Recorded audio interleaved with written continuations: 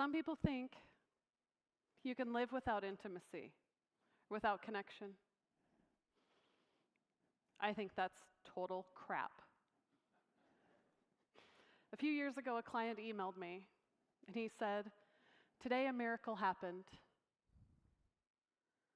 Since my wife passed, I've been very lonely. I haven't so much as been hugged in over 2 years. I'm not handsome, I'm not rich, I don't know how to talk to women. But you held me, you rubbed my back, you listened to me vent about my grief. This might just be a job for you, but today you saved my life." Now, I'm not a psychiatrist. I'm not a doctor. I don't work for a crisis hotline. I'm a sex worker.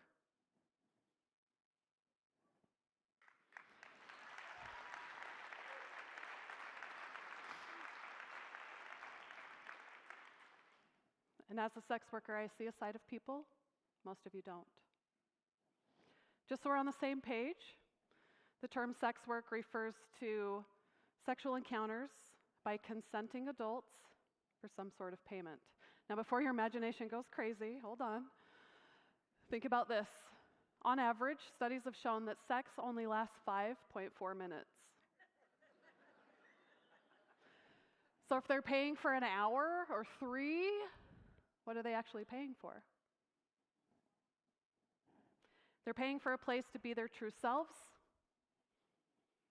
a place to talk about challenges without being criticized or judged, a place to try new things without losing everything they've built. And frankly, sex is a really strong need for them, and it often consumes them because sex is how men feel loved and worthy. You see, we're all designed for connection to find our tribe. It's how humans work. In fact, have you ever known someone that was deeply rooted and connected and yet committed suicide? Probably not. In 2016 alone, there were almost 45,000 suicides in the United States. I also want to point out that almost 80% of those were men. That's 4 times the number of women. Why is that happening? Why so many more men? As a woman, I can pinpoint the person in my life that was pivotal to helping me get through the hard times. Through my divorce, when I lost a brother, and the times I just needed a friend. We all need just one person in our lives that sees who we really are under everything else and loves us anyways. And oftentimes, men don't have that. To demonstrate, I'd like the men here today to think about a time you might have heard one of the following phrases. Man up. Toughen up. Don't be a sissy. Real men don't cry. How old were you the first time you heard that? Younger than 10? Younger than 5? What was going on in that moment? Were you afraid? Were you sad? Were you hurt? Did you get the support that you needed? Did you get to cry? Or did you learn to keep it inside? From a very young age, our boys are getting messages that having feelings and needing help is bad. This happens at school, in sports, on TV, and sometimes in their own families. They come to believe that their value, their manhood, is in their muscles, their money, or their mojo. Think about that. You don't get to pick your body. There's only so much you can do with it. Money can be really hard to make happen, if it ever does, and it can go away very quickly. So if you only have 3 ways to prove yourself, and the first 2 you can't control, no wonder they turn to sex to feel better. No wonder they get desperate and aggressive when they feel lonely or unworthy. So oftentimes, they create this mask, a persona, if you will, to keep themselves protected from shaming or criticism, usually from other men. A mask of what a man is supposed to be: stoic, logical, tough, fearless, emotionless. And since sex is the only time that men get to take off that mask, it's easy to understand why men often feel like they need to be connected sexually in order to express themselves emotionally. On the other hand, women often feel like we need to be connected emotionally to express ourselves sexually, right? And this dynamic, this mismatch that happens, oftentimes leaves the guy feeling alone or rejected. And then poof, they're in bed with a sex worker. But what happens if he's too poor, too afraid, or too ashamed to hire someone like me?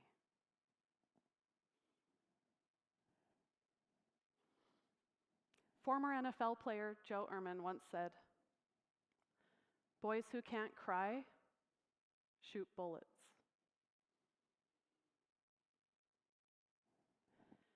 Because our men don't have tools or outlets for alienation or rejection or loneliness, we see violent outbursts all around us.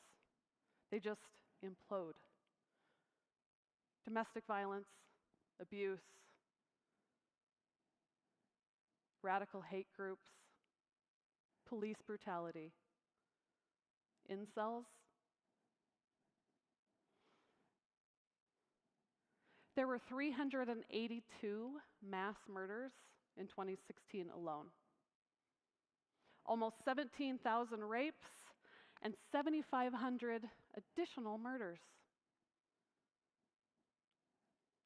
As a society, we are largely missing the fact that the way we teach our boys to be men is directly related to the violence that we're seeing.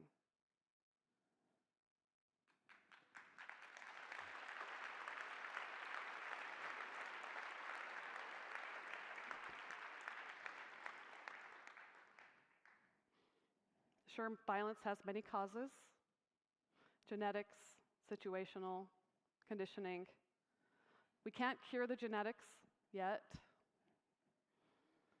We can't prevent all the bad situations, but we can and we must address the conditioning. And it starts with how we talk to our children. We must stop telling them to man up or stop crying. We must stop excusing, teasing, and bullying as boys being boys. We must allow mistakes and learning, emotions, and empathy. We need them to see that healthy manhood is about facing your fears, overcoming challenges, and living with compassion.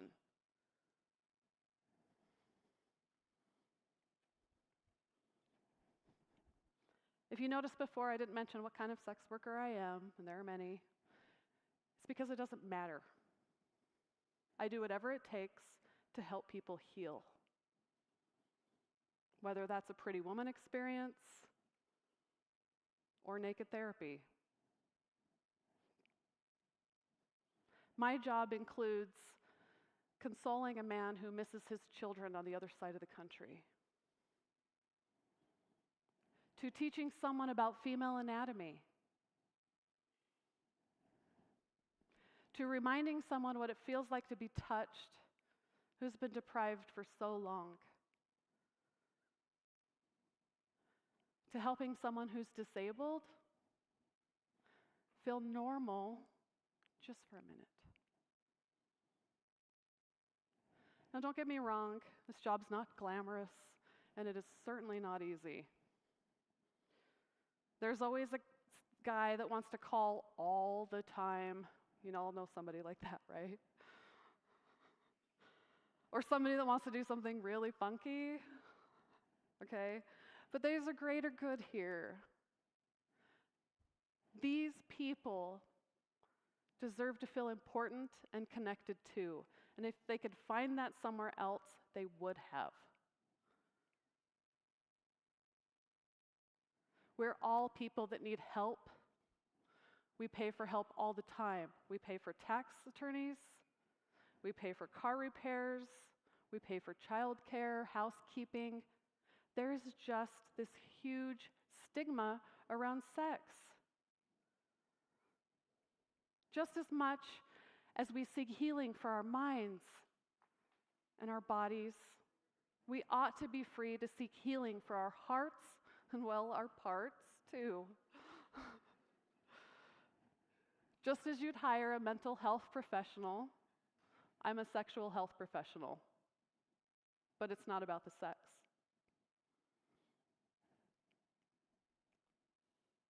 It's about intimacy and connection.